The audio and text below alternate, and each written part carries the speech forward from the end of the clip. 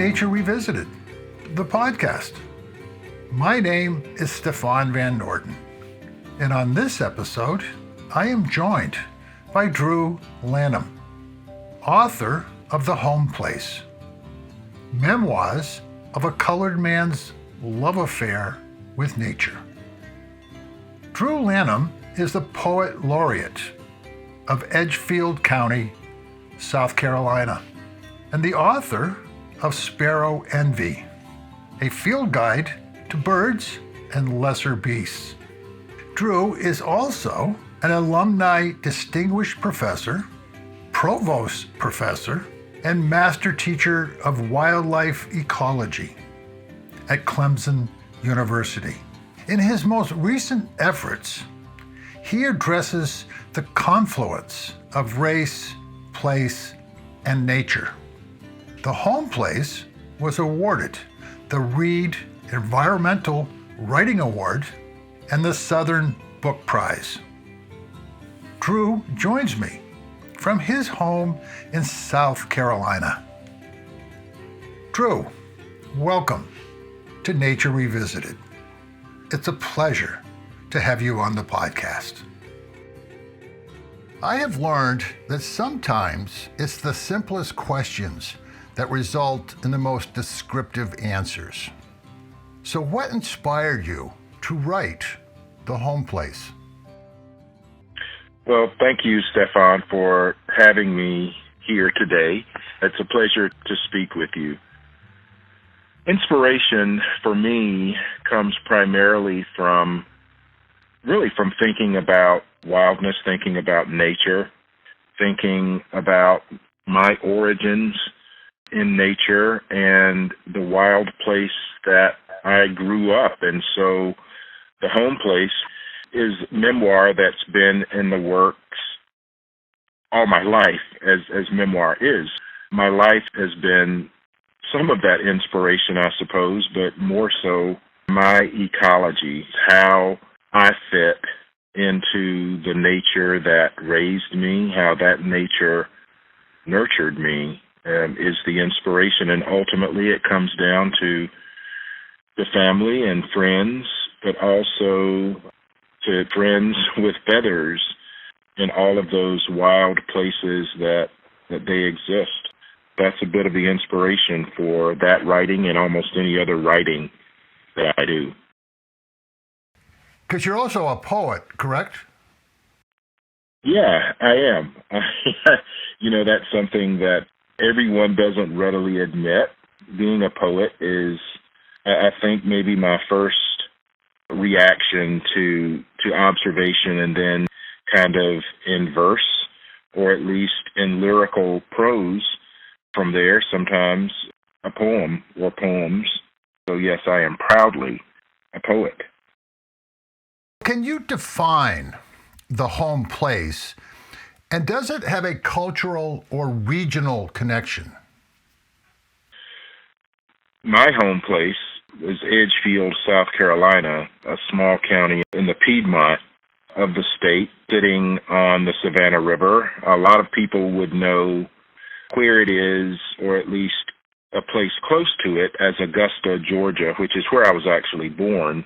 It's the home of James Brown. I grew up just as the crow flies, 10 miles or so from Broad Street. The family farm that I grew up on was situated in the middle of the Sumter National Forest, Long Cane Ranger District, as it's called. And that farm of a couple of hundred acres was my home place. Very rural, surrounded by wildness, no sidewalks, paved road, but that was a bit distant from the house. It was this place, this home place, that really nurtured me in ways that are important even today. So I grew up between the two houses there, my grandmother's ramshackle Mamatha's house that was built probably back in the 20s, and then my parents' house, the ranch, was really a converted barracks that they had gotten from Fort Gordon and bricked it up and made it very modern and comfortable and a pretty nice house. But surrounding all that again was all this wildness, gardens and fields and pastures and forests and creeks. All of these places were my home place. And who are some of the people that we would meet there? My mother, Willa Jones Lanham, my father, James Hoover Lanham, who is now deceased and died in 1981, my brother, James Jock Lanham, my older brother, who's recently deceased, my older sister, Julia S.L., and my younger sister, Jennifer May, were all my family living in the ranch. And then my grandmother, who lived just across the holler, so to speak, which was a pasture in part, Mamatha Ethel Bell Jennings Lanham, and I spent time between those two places. Those were the people on the home place, with a cast of characters coming and going, aunts and uncles and cousins, and occasionally a couple of hunters that would come and go. The main cast of characters, my family living in the ranch and my grandmother Mamatha living in the ramshackle. One of the things I really loved about your book is that nature is not something over there, but rather something right here at home, every day. The subtitle of your book is A Colored Man's Love Affair with Nature. Can you describe that love affair, where it started, and how it continues? The love affair started as soon as I was able to be out and to notice the nature that surrounded us. We depended on it. We didn't buy a whole lot of food, actually, because we raised most of it. It was grown in our gardens and our own orchards. My father was a cattle farmer, and he had a few hogs, so there was always beef and pork. There were creeks where we fished, and catch and release for us was always in a hot pan of grease. So sustenance itself came from that soil. Even before I knew it, I was dependent on nature in this way. We got our water from a system of springs. So all of that made nature inescapable. It wasn't someplace over there, as you indicate, Stefan. It was here. It was there. It was right there. All you had to do was really breathe, and you were a part of it. But once I grew up to, 7, 8, 10 years old and could just roam freely, nature was everywhere to be found, to be touched, to be experienced. If I wanted to lie on the ground and roll down a hill and become a human roly-poly, then I did that. If I wanted to climb a tree, then I did that. If I wanted to skip stones, I did that. If I wanted to jump in a puddle, I did that. If I wanted to try to be a bird, then I did that. And so there really were very few restrictions on my exposure to nature. It continues now in that I'm still always seeking those spaces where nature prevails, as I say. I'm looking for those places where I can wander without explanation or expectation, those places where I can just to enter into that world and be a part of it and not apart from it. That upbringing, that nurturing, and that Eden of sorts, not a perfect place by any standards, good enough to make me wish for it in some ways again. And so it inspires me to think about conservation of spaces. It inspires me to communicate not just my experiences as a black man in nature, but also to color myself, as I say, with nature, but also to understand the complexities of history. And so that's what I'm all about. I'm about taking what raised me to be who I am, to hopefully leverage that into some better that, maybe helps others be better or remember or to work for closer connections to nature for everyone. Which leads right into my next question, which is, where does your Black experience and nature collide? And how has the history and the culture of slavery shaped and defined your relationship with nature? Well, it's in the soil.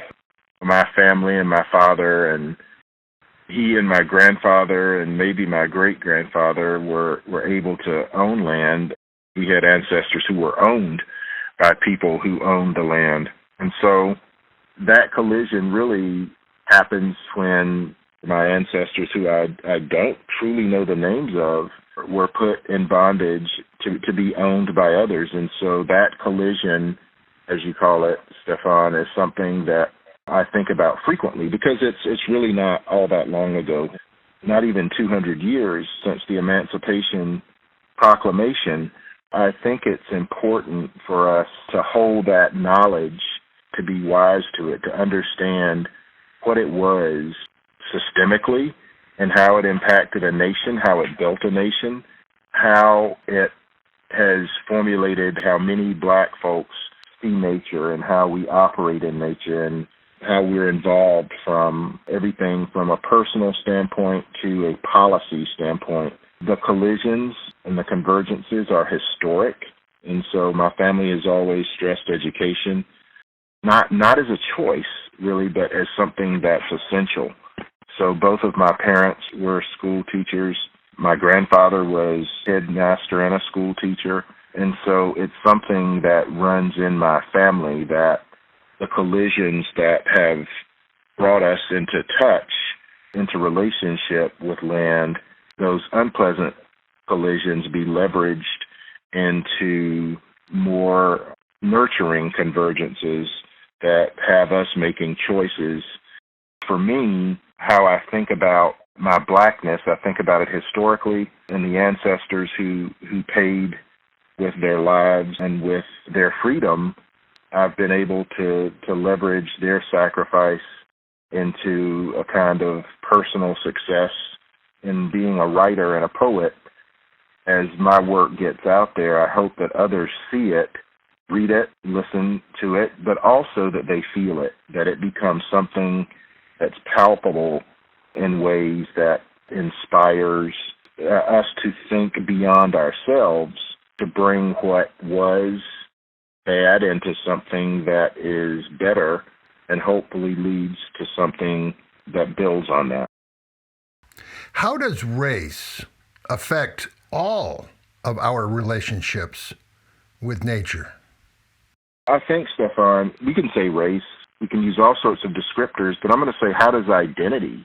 And we understand that race is a societal construct. If we think of it as a prism, if we think of it as maybe the glasses that we wear or the lens through which we see the world, each of us has these individually designed prisms of identity that impact how we see the world.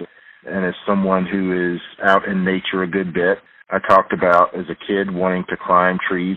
Now as an ecologist, looking at trees, identifying trees, loving trees, hugging trees, realizing that some of those trees and the way that I see trees now, some of those same trees that we could hang a swing from could be the same tree that some black person hung from because of lynching, because of hate.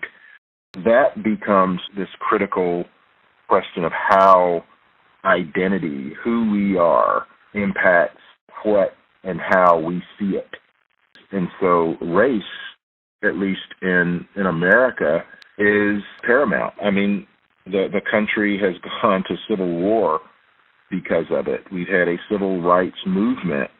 Race can impact what we see, how we see.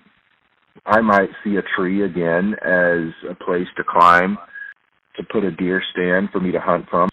Someone else may see that tree because of their experience or who they are as a tree to preserve, as a tree to revere, while someone else may see that tree in a much more negative light because it has a history that they know.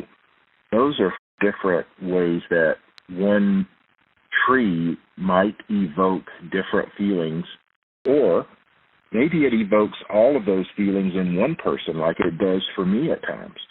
And then sometimes ask yourself, well, how do I see the world, right? How does who I am impact how I see the world? And that's something I don't think we do enough of.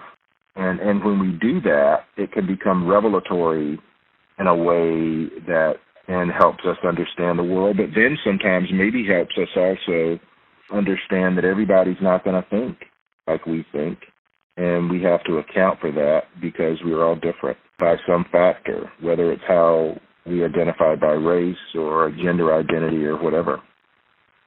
How did you first start birding, and how does it connect you spiritually to nature? They were everywhere. You could always hear birds. As long as you were awake and just slightly aware, birds were sort of the soundscape of the home place. Hearing redbirds, cardinals, hearing rain crows, which are yellow-billed cuckoos, hearing wild turkeys gobbling, hearing mockingbirds singing songs over and over and over again, sometimes into the night, hearing blue jays call in the autumn as they were robbing my grandmother's pecan tree. I came to know the birds in part by sound and then by sight. At times, I would climb trees to get what I thought was a bird's eye view, but then I also fully believed, Stefan, that I was going to be able to fly, that I was somehow going to be able to flap my arms and run fast enough with the wind at my back, and that one day I would just lift off and I would be able to fly like a bird.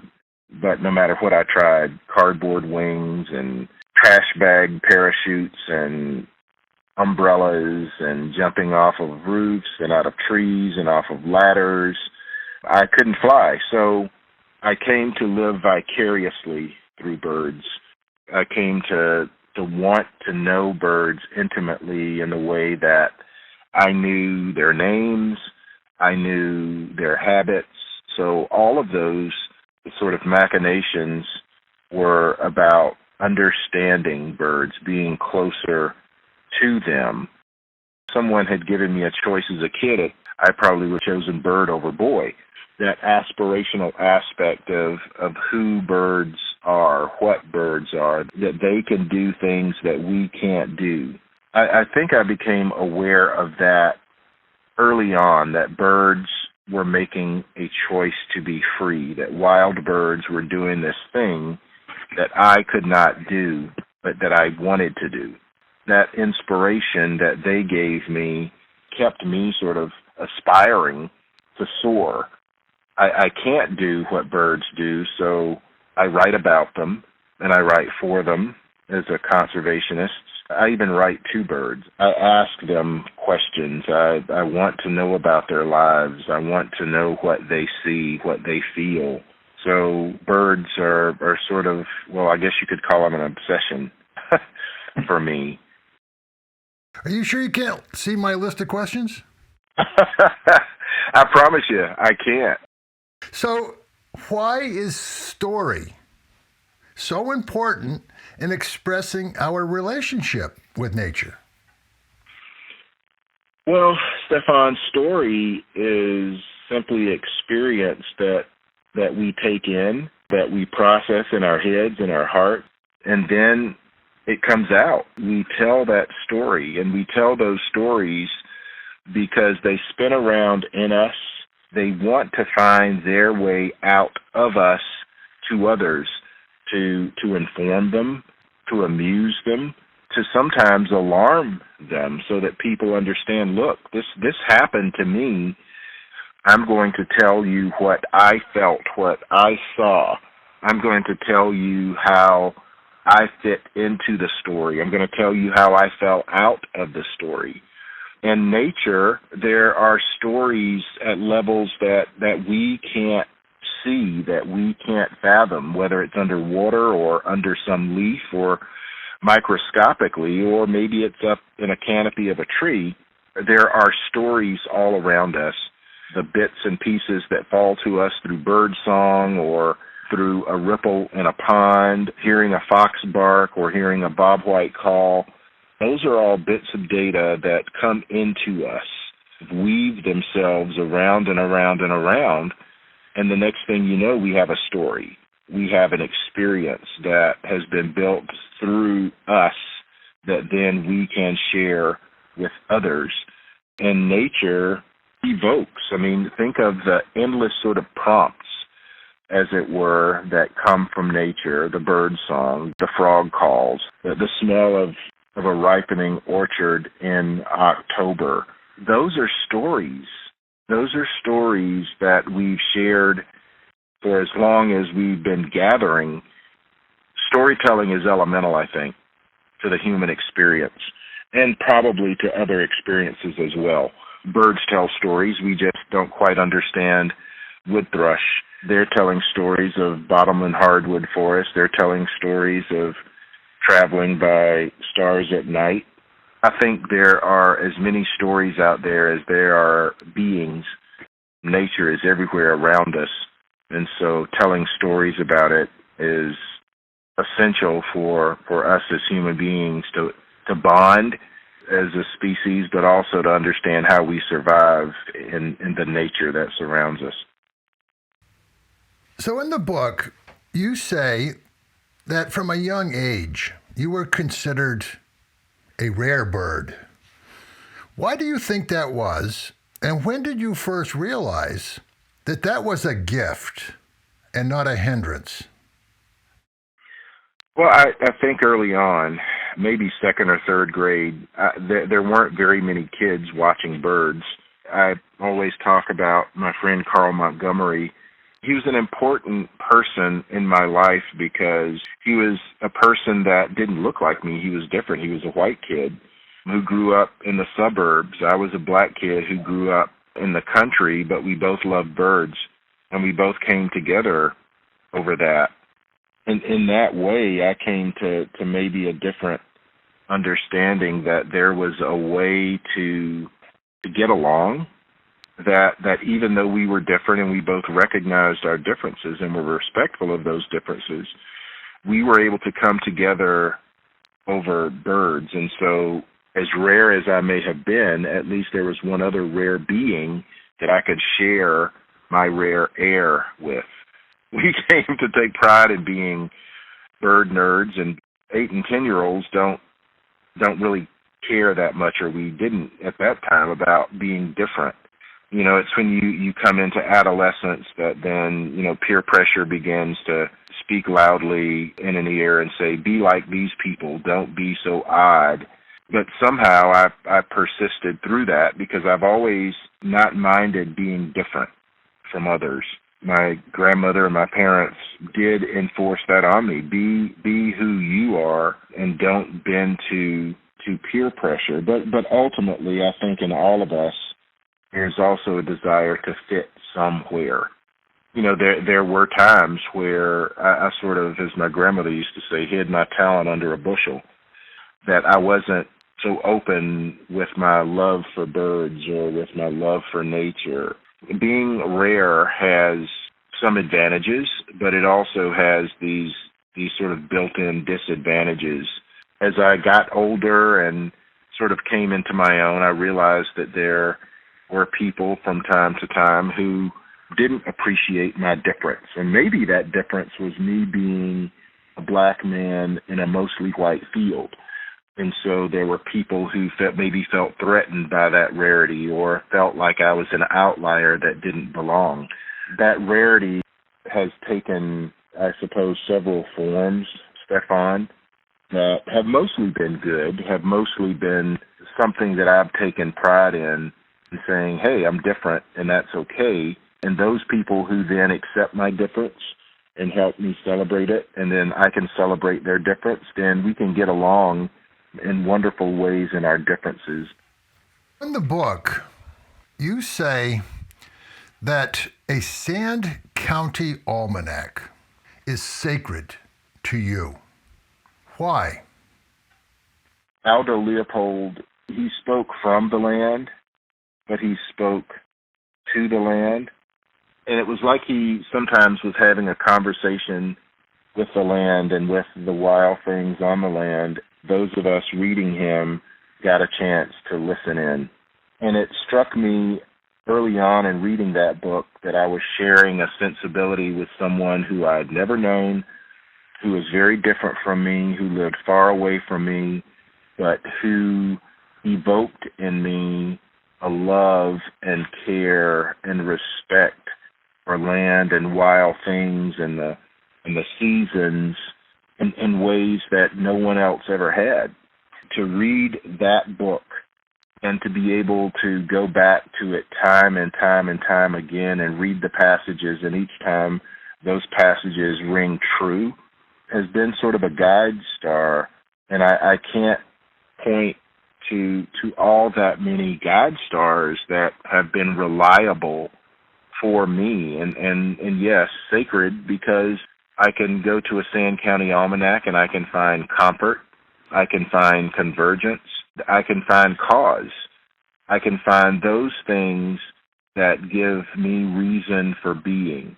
I can find things that in that book that give me reasons for being better, and I can find things in that book that give me reason for telling others my story so that maybe they can be inspired and be better. Aldo Leopold was not a perfect person, and understanding his ability to evolve.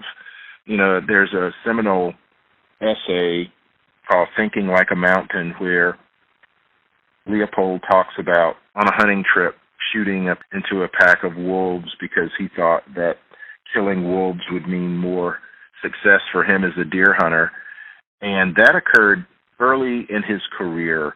And over the decades, he came to understand the wrong that he had done in killing predators and thinking that he was saving something for his own consumption, but also that he was doing the best thing for the mountain, for the environment. And he realized as he evolved over the years that that wasn't the right thing. And to be self-aware in that way over years and years and years, to evolve to some higher level of thought and to reconcile who you were and doing a wrong thing with who you are and trying to do better, I think is really all we can ask of the human condition.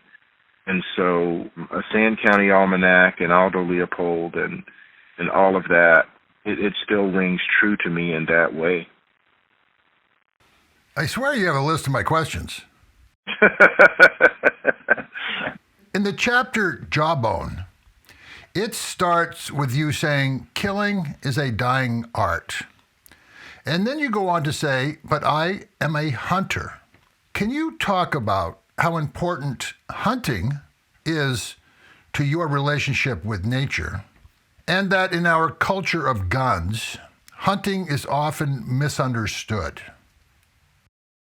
Yeah, hunting is very important to me because what it does is it gives me a chance to be out in nature in sort of this intentional way of becoming a part of it. I'm out there, and there's a chance that I might take a life. I might kill something.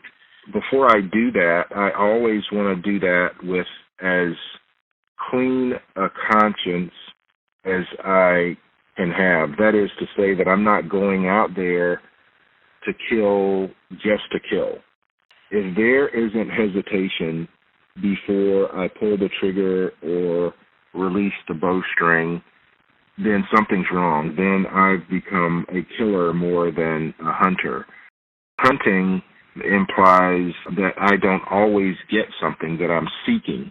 Primarily, I might be seeking venison. I'm also seeking peace. I'm also seeking relationship with nature. I'm also seeking an understanding of my place in it all.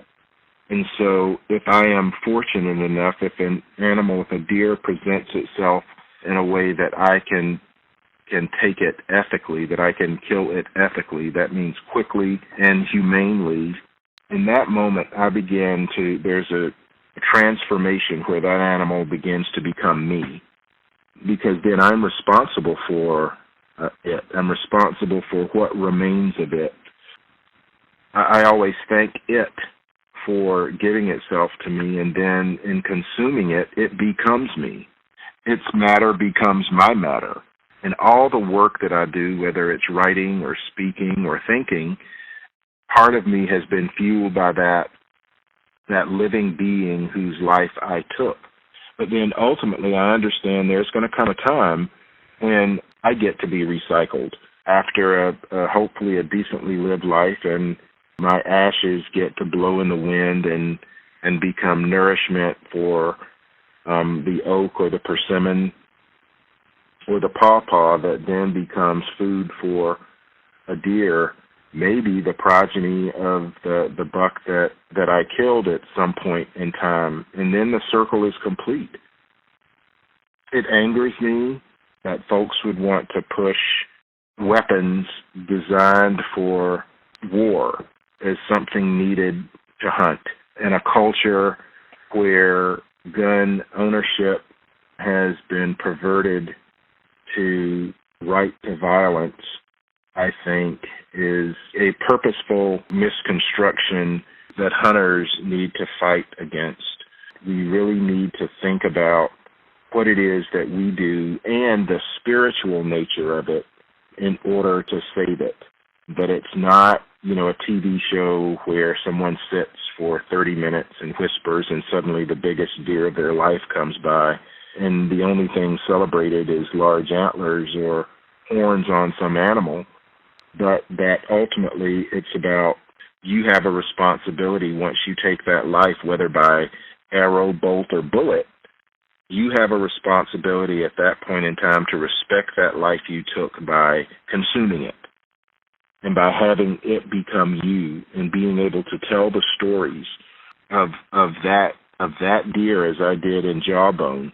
And I can look at that at that deer, at its antlers, and I can tell that story. I can remember what it felt like to see that animal for the first time. I can remember every bit of that hunt.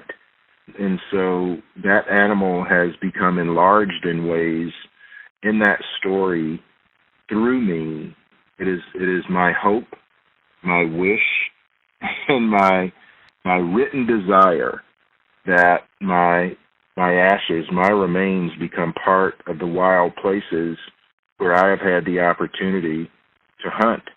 And then the circle gets closed as I become acorn or berry or something else that helps some fawn become the next buck. And so I think as hunters, we need to be clear about who it is that we are. But the hunters that I know are respectful in that way, and that they are thinking about the lives that they take, and that they are not out killing just to kill. So how important is it that we hear more voices, not just from the African American community, but all communities, as we face an uncertain future on this planet? I think it's critical, Stefan. I mean, we're all in this together. One of my mantras is same air, same water, same soil, same earth, same fate. You gate yourself off in exclusivity. You can be at the headwaters and not think that you're downstream from anyone else. But ultimately, we're all in this together. We're going to come to a place where there's no gate so exclusive that we aren't all impacted by what happens to this one earth. What do you hope readers of The Home Place will take with them after reading the book? I want them to leave, hopefully, with a greater understanding of how someone different than them, or maybe someone similar to them, is more similar than maybe they thought or could have believed. I want it to be more than a book. I want The Home Place to be an idea. I want it to be an idea that lives in the hearts and minds of people, beyond me. I want it to be an inspiration. I want it to be aspiration, just like the birds have been for me. And I hope that once people put it down, they feel better having read it than when they started.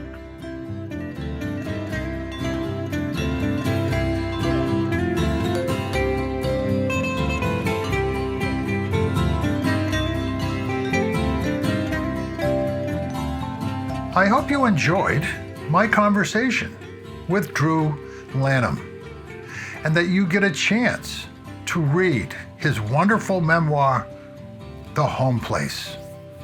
If you enjoyed this episode, please share with family, friends, and colleagues.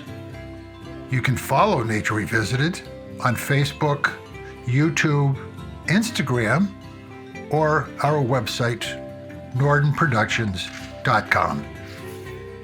The music for Nature Revisited is Buzz and Fly by Tim Buckley. Nature Revisited is produced by Stefan Van Norden and Charles Gagan. And I hope you will join me for the next edition of Nature Revisited. And in the meantime, remember, we are nature.